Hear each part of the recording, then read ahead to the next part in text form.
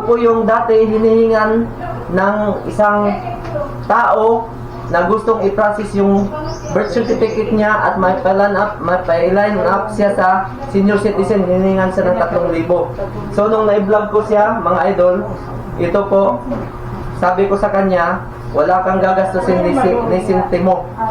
Ako na bahala nito, asikasuhin natin ito para kung ano mang yung mga matatanggap na mga ayuda para sa senior citizen, at least makakatanggap ka rin.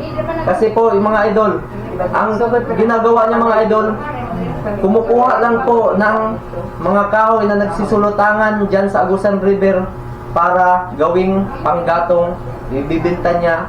Kung walang magsisuluntangan na kahoy, umuutang lang po siya sa tindahan para may pangkain. Like a fire that burns so bright. So mga idol, ito po si Teodoro Olaybar. Ito po yung dito sa Barangay Mahay, siya yung presidente ng senior citizen. So ito si Tatay Silvio. Punta dito tayo. Dili ka tayo.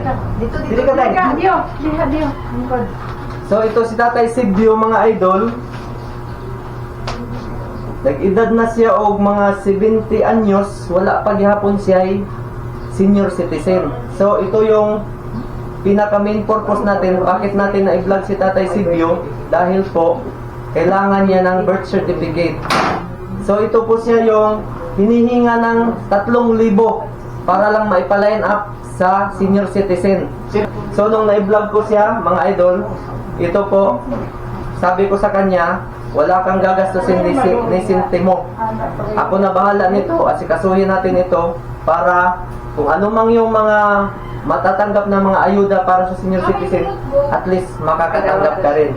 Kasi po, yung mga idol, ang ginagawa niya mga idol, kumukuha lang po ng mga kahoy na nagsisuluntangan dyan sa Agusan River para gawing panggatong, ibibinta niya.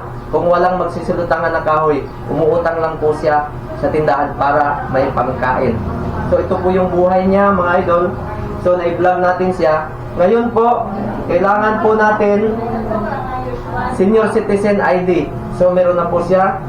At ipagkaloob din po natin sa kanya ang kung sakaling magkaroon siya ng karamdaman at gusto siyang bibili ng mga gamot, meron po tayong magagamit para maka-discount siya.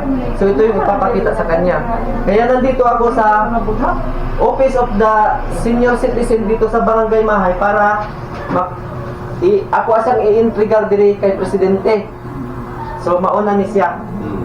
Ito na po, proper turnover na po kay para dito sa Presidente natin sa OSCA dito sa Barangay Mahay, dito si Tatay Silvio, meron na po siyang senior citizen ID. So, meron na po siyang senior citizen ID. So, legit na siya na mamumuhay dito sa Barangay Mahay.